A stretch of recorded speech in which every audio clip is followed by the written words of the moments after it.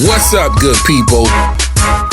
Thank you for clicking play on another episode of Big Man, Tiny Kingdom.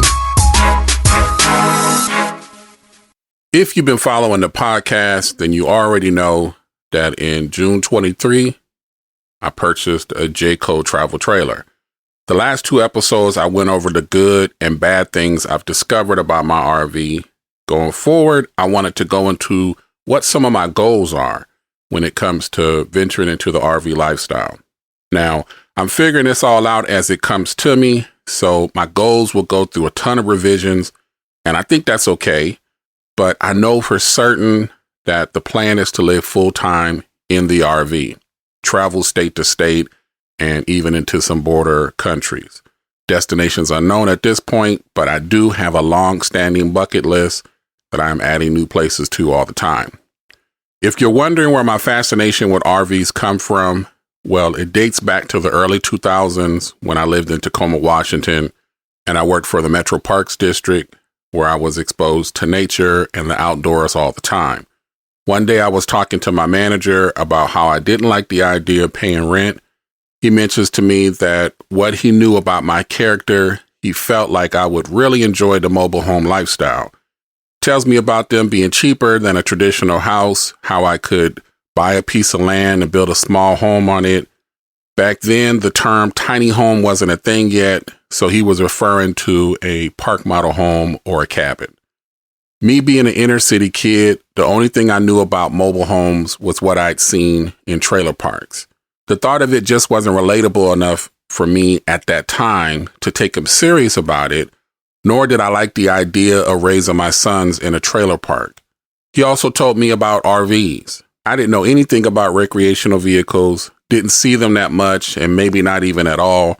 I'm a young 20-something hood dude. Only type of vehicles I was into at that time was Chevy Monte Carlos, Buick Regals, Cadillacs, Deuce and a Quarters. Put some 20s on it for the shoes, dark tint the windows, add some blue eyeballs for the lights, swap the muffler out to a Flowmaster so the engine sound like thunder, and put 412s in the trunk so you could hear me bumping a block away. That's the only type of vehicle I knew and cared about. My boss says he'll give me some more info and make me a believer. Couple days later, he brings me this DVD. The movie's called The Long, Long Trailer, starring Lucille Ball and Desi Arnaz.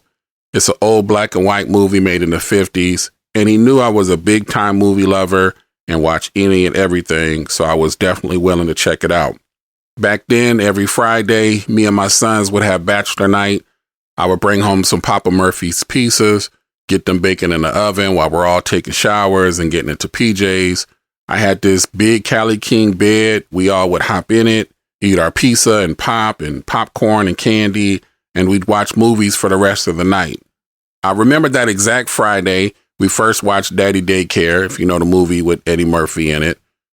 Usually after some time, I'm left watching the movies by myself, and eventually all of us are knocked out together in that big bed, bodies positioned all over the place because you know how kids sleep stretched out in all directions. So I'm in the middle. One of them got their foot in my back on the left side. Another one on the opposite side is cuddled up under my armpit, sweating like crazy. The baby boy laying over the top of my head. Someone else at the foot of the bed that's so close I keep kicking them. But I love those Friday bachelor nights. It was some of the coolest bonding moments I've had with my sons. After Daddy Daycare ended, they're all asleep, so I decided to put on The Long, Long Trailer. If you have never seen that movie, I promise you, one of the funniest movies you could watch. Not even a movie from my time period. This movie came out almost 20 years before I was born. I love comedy, so I've watched a lot of comedy movies. This movie is now 70 years old, and I'll put Long, Long Trailer in the top 100 funniest movies of all time. Yes, I said it. I'm talking slap your knee, tears in your eyes, accidental fart coming out you funny. Check it out. You will not be disappointed. Might be able to find a copy of it at your local library. It's probably on YouTube also. I'm sure some media pirate has converted it for streaming. But after I watched that movie, I loved the idea of owning an RV. I'm not going to be a spoiler and tell you anything about it, but there are a lot of hilarious, chaotic things that happen to them. And despite all of the craziness, I still wanted my piece of the fun-loving, action-packed adventure called RV. Another cinematic influence for me that is on a similar level, starring one of my most beloved actors and comedians, Robin Williams. It's a movie simply called RV. Came out in 2006. Probably not a top pick on a lot of people's lists, but definitely funny enough to watch more than once. Another movie that I kind of think is a copycat of RV. Well, and actually, now that I'm talking about it, RV to me seems like it was a copycat of Long Long Trailer. But this next movie came out more recently in 2013. It's called We're the Millers. Jason Sudeikis, Jennifer Aniston. I'm not going to drag this episode out too long by giving too many details about each of these movies.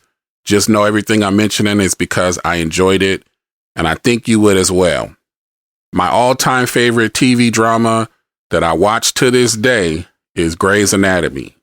I've been watching it since the very first season. They're in like season 20 now, so long-standing, absolutely my favorite show to watch. One of the original characters is named Derek Shepherd, who is played by Patrick Dempsey. I like Patrick Dempsey. I've been a fan since one of his earliest movies, Can't Buy Me Love. I also liked him in Outbreak, Mobsters, and he was in a recent horror movie called Thanksgiving. But in Grey's Anatomy, those of you that watch it, you already know Derek Shepherd is the dude. One of the things I love about his character was that he bought a piece of land and lived in an Airstream travel trailer, which flows right into another show, a TV series that is on the air right now called Tracker. The main character is played by Jason Hartley, and he travels around in the Airstream solving missing person cases. I haven't got too attached to that show yet. I am saving it up and will binge watch all the episodes later because I got too many other things I'm watching right now that I can't keep up with. Station 19, 911, The Walking Dead, BMF, and every Monday, Tuesday, and Friday, all of my attention goes to WWE. Yes, I watch wrestling, have been since the 80s.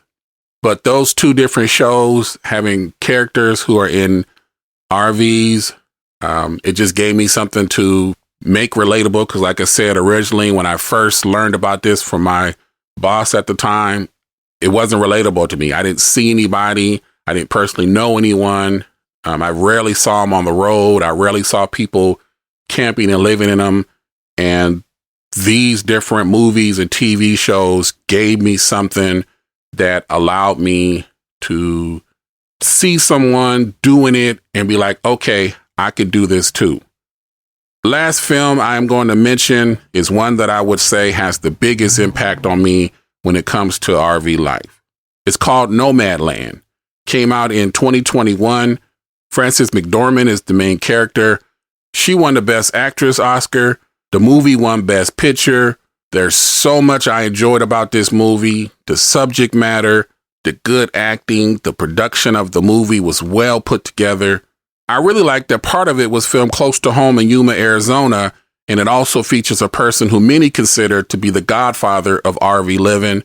His name is Bob Wells, who I got the pleasure to meet in person, and I appreciate his platform and what he does with his organization, Home on Wheels Alliance. You can Google that and check out what all they do.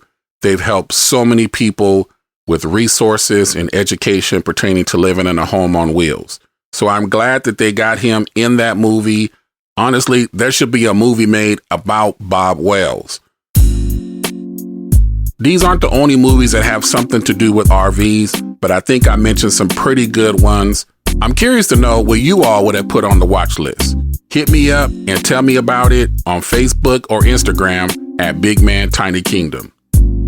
I haven't did this in a while, but on one of my upcoming trips, I might have to bring the projector, set up the screen outside, heat up some popcorn, lounge back in the camping chair, and have myself a wonderful evening under the stars and moonlight, watching one or two of these movies. Sounds like a great time to me. That's what I call living life real big. Before I go, I wanted to say my condolences to the family members enduring the loss of their loved ones involved in the collapse of the Baltimore Key Bridge.